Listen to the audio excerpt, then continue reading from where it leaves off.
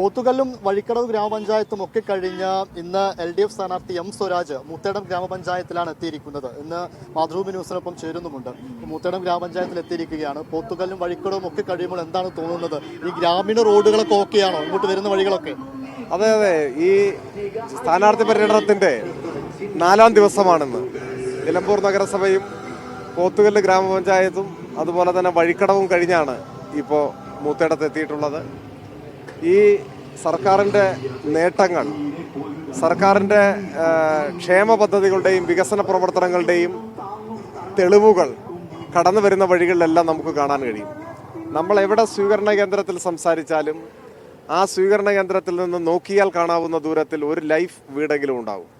കടന്നു വരുന്ന വഴി, മലയോര ഹൈവേ കടന്നു പോകുന്ന ഒരു പ്രധാന ഭാഗം നിലമ്പൂർ നിയമസഭാ മണ്ഡലത്തിലാണ്. പോത്തുകല്ല്, ചുങ്കത്രയുടെ ഭാഗം, എടക്കര, മൂത്തേടം, കരുളായി, അമരമ്പലം ഈ പഞ്ചായത്തുകളിലൂടെയാണ് കടന്നു പോകുന്നത് മലയോര ഹൈവേയുടെ. പിന്നെ പവർ കട്ടില്ലാത്ത കേരളം സാധ്യമായതോടെ വൈദ്യുതി ഉപയോഗിക്കുന്ന സകലരും ആ മാറ്റം അനുഭവിക്കുന്നുണ്ട്. ഇങ്ങനെ എല്ലാ കാര്യത്തിലും, ക്ഷേമ പെൻഷനാണെങ്കിലും കുട്ടികൾ സ്കൂളിൽ പോകുന്ന വീടുകൾ, ആ സ്കൂളിൽ വരുന്ന മാറ്റം അവരെ കുട്ടികളിലൂടെ മനസ്സിലാക്കുന്നുണ്ട്. ആശുപത്രികളിൽ ഹെൽത്ത് സെൻറ്റർ മുതൽ, പ്രൈമറി ഹെൽത്ത് സെൻറ്ററോ അല്ലെങ്കിൽ ഫാമിലി ഹെൽത്ത് സെൻറ്ററോ മുതൽ മുകളിലോട്ടുള്ള ആശുപത്രി സംവിധാനങ്ങളുടെ സേവനം അനുഭവിക്കുന്നവർ അവരെല്ലാം ഈ കഴിഞ്ഞ 8-9 കൊല്ലത്തെ മാറ്റം അവരുടെ ജീവിതത്തിൽ അനുഭവിക്കുന്നുണ്ട്. അതെല്ലാം ഈ നേട്ടങ്ങൾ കൂടുതൽ ശക്തിപ്പെടണമെന്ന അഭിപ്രായത്തിലേക്ക് അവരെ നയിക്കുന്നുമുണ്ട്. അത് ഇടതുപക്ഷ ജനാധിപത്യ മുന്നണി പ്രവർത്തകരുടെ ആത്മവിശ്വാസത്തെ കൂടുതൽ അരക്കിട്ടുറപ്പിക്കുന്നതാണ്. മറ്റൊരു കാര്യം, താങ്കൾ സാമൂഹിക മാധ്യമത്തിൽ കണ്ടോ എന്നറിയില്ല, പിന്നെ താങ്കൾ കൊടുത്തൊരു പത്രികയിൽ 36 ലക്ഷം രൂപയുടെ ഒരു ജീപ്പുണ്ട്, അത് ധനാഢ്യന്മാർ ഉപയോഗിക്കുന്നതാണ്. സ്വരാജിന് എവിടുന്നെയാണ് ഇത്ര വരുമാനം, എന്താണ് വരുമാനം എന്നൊക്കെ പലരും ചോദിക്കുന്നുണ്ട്. താങ്കൾ ഒരു ധനാഢ്യനാണോ? അത് ആ അഫിഡവിറ്റ് വായിച്ചിട്ട് മനസ്സിലാകാത്തവരായിരിക്കും. അതെന്താണെന്ന് വെച്ചാൽ, കഴിഞ്ഞ അഫിഡവിറ്റ് നോക്കിയാൽ അറിയാം, MLA ആയിരിക്കുമ്പോൾ എനിക്കൊരു കാറുണ്ടായിരുന്നു, അത് ഞാൻ വിൽക്കുകയാണ് ചെയ്തത്. ഇപ്പോൾ നിങ്ങൾ ഈ പറഞ്ഞ കാർ വാങ്ങിയിട്ടുണ്ട്, അത് എൻ്റെ ഭാര്യയാണ് വാങ്ങിയത്. വാങ്ങിയതിന് എവിടെ നിന്നാണ് പണം എന്നാണെങ്കിൽ എടപ്പള്ളി ഫെഡറൽ ബാങ്കിൽ നിന്ന് ലോൺ എടുത്തിട്ടാണ് വാങ്ങിയത്. അതും അതിൽ എഴുതിയിട്ടുണ്ട്. അവരൊരു സംരംഭകയാണ്, അവർക്ക് ആ ലോൺ അടയ്ക്കാനുള്ള ശേഷിയുണ്ട്. അപ്പോൾ അവർ ലോൺ എടുത്ത് ഭാര്യ വാങ്ങിയിട്ടുള്ളൊരു കാറാണ്. ഈ നാട്ടിൽ ആർക്കും ലോൺ എടുത്തിട്ട് ഏത് വാഹനം വേണമെങ്കിലും വാങ്ങാനുള്ള അവകാശം ഉണ്ടെന്നാണ് ഞാൻ മനസ്സിലാക്കുന്നത്. ആ സോഷ്യൽ മീഡിയയിൽ ആരുടെയെങ്കിലും അനുവാദം കൂടി അത് വേണമെന്നുള്ളത് അറിയില്ലായിരുന്നു. അതിനിപ്പോൾ ഞാൻ ഭാര്യയോട് പറയാം, അത്രയേ ഉള്ളൂ. ശരി. ഈ താങ്കളുടെ പ്രസംഗങ്ങളിലെല്ലാം താങ്കൾ ഉപയോഗിക്കുന്നത് കേരള രാഷ്ട്രീയം ഒന്നാകെ ഉറ്റുനോക്കുന്ന തെരഞ്ഞെടുപ്പാണ് നിലമ്പൂർ തെരഞ്ഞെടുപ്പ്. ഒരു ഭരണ തുടർച്ചയുടെ കാര്യം കൂടെ പറയുന്നുണ്ട്. ഇപ്പം നമുക്കിവിടെ നോക്കുമ്പോൾ ഈ വികസന പ്രവർത്തനങ്ങളും കാര്യങ്ങളും ഒക്കെ പറയുമ്പോൾ ദേശീയപാത ഒരു വെല്ലുവിളിയായി തന്നെ നിലനിൽക്കുന്നുണ്ടോ? തീർച്ചയായിട്ടും സർക്കാർ അതിൻ്റെ ഒരു ക്രെഡിറ്റ് ഒക്കെ എടുക്കാൻ നോക്കിയതായിരുന്നല്ലോ, ക്രെഡിറ്റ് എടുത്തിട്ടുണ്ടല്ലോ. അങ്ങനെയല്ല, നമുക്ക് വസ്തുതകളെ വസ്തുതകളായി കാണണം. ദേശീയപാതയിൽ എന്താണ് ഇടതുപക്ഷത്തിൻ്റെ പങ്ക്, അതാണ് നമ്മൾ പരിശോധിക്കേണ്ടത്. അതിൽ 2 കാര്യങ്ങളാണ്. ഒന്ന്, ദേശീയപാതയുടെ നിർമ്മാണവും അതിൻ്റെ എല്ലാ കാര്യങ്ങളും പൂർണ്ണമായി ദേശീയപാത അതോറിറ്റിയാണ്, national highway authority of India ആണ് നടത്തുന്നത്. ഇതെല്ലാവർക്കും അറിയുന്ന കാര്യമാണ്. എന്നാൽ അതിൽ ഇടതുപക്ഷത്തിൻ്റെ പങ്ക് എന്താണ്, അതാണ് നമ്മൾ നോക്കേണ്ടത്. ബഹുമാന്യനായ ഉമ്മൻചാണ്ടി കേരളത്തിൻ്റെ മുഖ്യമന്ത്രി ആയിരിക്കുമ്പോൾ ഈ ദേശീയപാത വികസനം സംബന്ധിച്ച് NHAIയുമായി ചർച്ച ചെയ്ത് അത് നിന്നുപോയി, അതായത് അത് തടസ്സപ്പെട്ടു. കേരളത്തിൽ ദേശീയപാത വികസനം സാധ്യമല്ല എന്ന തീരുമാനത്തിലെത്തി. കാരണം 30 മീറ്ററിൽ വികസിപ്പിക്കണം എന്ന് കേരളവും 60 മീറ്റർ വികസിപ്പിക്കണം എന്നതാണ് പ്രഖ്യാപിത നയമെന്ന് NHAIയും നിലപാടെടുത്തു. ഇത് രണ്ടും തമ്മിൽ പൊരുത്തപ്പെടാതെ വന്നപ്പോൾ എങ്കിൽ കേരളത്തിന് അത് വേണ്ട എന്ന നിലപാട് സ്വീകരിച്ചു. ആ പദ്ധതി അവസാനിച്ചു, ആ ഫയൽ അടച്ചു. NHAI അവരുടെ കേരളത്തിലെ ഓഫീസ് പൂട്ടി, ജീവനക്കാരെല്ലാം മടങ്ങിപ്പോയി. നമുക്ക് ദേശീയപാത വികസനം ഇല്ല, ഇതായിരുന്നു സ്ഥിതി.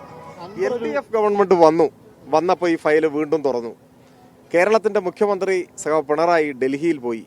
കേന്ദ്ര ഉപരിതല ഗതാഗത മന്ത്രാലയവുമായി ആ മന്ത്രിയുമായി നിരവധി തവണ ചർച്ച നടത്തി. അവസാനം നമ്മളൊരു നിലപാട് സ്വീകരിച്ചു, 45 മീറ്ററിൽ ഇത് വികസിപ്പിക്കണം.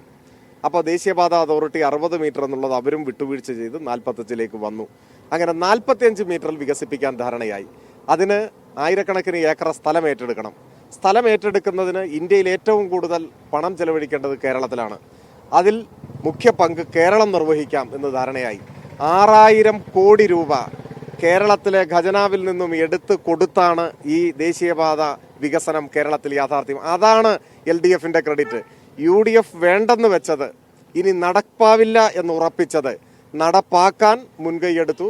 6,000 കോടി അതിന് കേരളത്തിൻ്റെ വിഹിതം കൊടുത്തു, സ്ഥലം ഏറ്റെടുത്തു, പണി ആരംഭിച്ചു. പണി നടത്തുന്നത് NHAI ആണ്, കേരളമല്ല പണി നടത്തുന്നത്. ഇത് കൊച്ചുകുട്ടിയേക്കാണ് അറിയാത്തത്. അവർ ടെൻഡർ DPR തയ്യാറാക്കിയത്, ടെൻഡർ ക്ഷണിച്ചത്, ഓരോ റീച്ചുകളായി ടെൻഡർ കൊടുത്തത്, ആ നിർമ്മാണത്തിന് മേൽനോട്ടം വഹിക്കുന്നത്, അതിൻ്റെ സാങ്കേതിക വശം പരിശോധിക്കുന്നത്, നിർമ്മാണത്തിൻ്റെ ഗുണമേന്മ പരിശോധിക്കുന്നത്, ഇതിൻ്റെ എല്ലാം അധികാരം അവർക്കാണ്. നമ്മുടെ പങ്ക് 45 മീറ്ററിൽ നടത്താൻ NHAIയുമായി ധാരണയിലെത്തിച്ചു. 6,000 കോടി നമ്മൾ അതിൽ കേരളത്തിൻ്റെ പങ്ക് വഹിച്ചു. പണി അവർ നടത്തണം. ആ പണി നടക്കുമ്പോൾ കേരളത്തിന് ഒരു പങ്കുമില്ല. ഉണ്ട്. എന്താണ് കേരളത്തിൻ്റെ പങ്ക്? കേരളത്തിന് ആകെ അവകാശമുള്ളത് വാട്ടർ അതോറിറ്റിയുടെ പൈപ്പ് ഇട്ടിട്ടുണ്ടെങ്കിൽ അത് മാറ്റി കൊടുക്കണം. KSEB ലൈൻ പോകുന്നുണ്ടെങ്കിൽ ആ പോസ്റ്റ് മാറ്റി കൊടുക്കണം. നിർമ്മാണത്തിന് തടസ്സമായി റോഡിൽ മരം നിൽക്കുന്നുണ്ടെങ്കിൽ മുറിച്ച് മാറ്റി കൊടുക്കണം. ഇത് മൂന്നും നമ്മുടെയാണ്. ഇതിലേതെങ്കിലും വീഴ്ച വന്നിട്ടുണ്ടെങ്കിൽ അതിന് കേരളത്തിൻ്റെ ഉത്തരവാദിത്തമുണ്ട്. പണിയുടെ കാര്യത്തിൽ NHAI ആണ്, അതിലവർക്ക് വീഴ്ച വന്നു. അത് ഗഡ്കരി തന്നെ പറഞ്ഞു, നടപടി സ്വീകരിച്ചു, അവരെ കൊണ്ട് തന്നെ ചെയ്യിപ്പിക്കുന്നു. ഇതൊക്കെ അവരല്ലേ ചെയ്യുന്നത്. ഇതൊക്കെ മനസ്സിലാകാത്തവരിട്ടല്ല. പക്ഷേ LDFനെ ആക്രമിക്കാൻ ന്യായമായതൊന്നും കിട്ടുന്നില്ല. എന്നാൽ അന്യായമായി എന്തെങ്കിലും പറയാമെന്നുള്ളതാണ്. അത് കേരളത്തിലെ ജനങ്ങൾ തിരിച്ചറിയും. കേരളത്തിലെ ജനങ്ങളൊക്കെ സാമാന്യ ബുദ്ധിയുള്ളവരല്ലേ, അത്രേ ഉള്ളൂ. മറ്റൊരു കാര്യം കൂടെ, ഈ സ്വതന്ത്ര സ്ഥാനാർത്ഥി ആയതോടുകൂടി PV അൻവർ എന്ന അധ്യായം അടഞ്ഞു എന്ന് തോന്നുന്നുണ്ടോ നിലമ്പൂര്? അല്ല, സ്വതന്ത്ര സ്ഥാനാർത്ഥിയാവുകയോ മറ്റൊരു പാർട്ടിയുടെ സ്ഥാനാർത്ഥിയാവുകയോ ഒക്കെ അദ്ദേഹത്തിൻ്റെ സ്വാതന്ത്ര്യമാണ്. ഞങ്ങൾക്കതിൽ പ്രത്യേകിച്ചൊന്നുമില്ല. ഞാനതിലൊരു അഭിപ്രായവും പറയാറില്ല. ഇപ്പോൾ ഏതൊരാൾക്കും മത്സരിക്കാൻ അവകാശമുണ്ട്, നമുക്കത് പാടില്ല എന്ന് പറയാൻ പറ്റില്ലല്ലോ. കൂടുതൽ പേര് മത്സരിക്കുന്നതാണ് ജനാധിപത്യത്തെ ശക്തിപ്പെടുത്തുക. അദ്ദേഹത്തിൻ്റെ കാര്യത്തിൽ ഏതെങ്കിലും തരത്തിലൊരു അഭിപ്രായ പ്രകടനത്തിനും ഞാനിതുവരെ മുതിർന്നിട്ടില്ല. ഓക്കെ, ശരി. എന്തായാലും മൂത്തേടം ഗ്രാമപഞ്ചായത്തിലൂടെ M സ്വരാജിന്റെ പര്യടനം നടക്കുകയാണ്. വഴിക്കടവും പോത്തുകല്ലും എല്ലാം കഴിഞ്ഞാണ് മൂത്തേടത്തേക്ക് അദ്ദേഹം എത്തിയിട്ടുള്ളത്.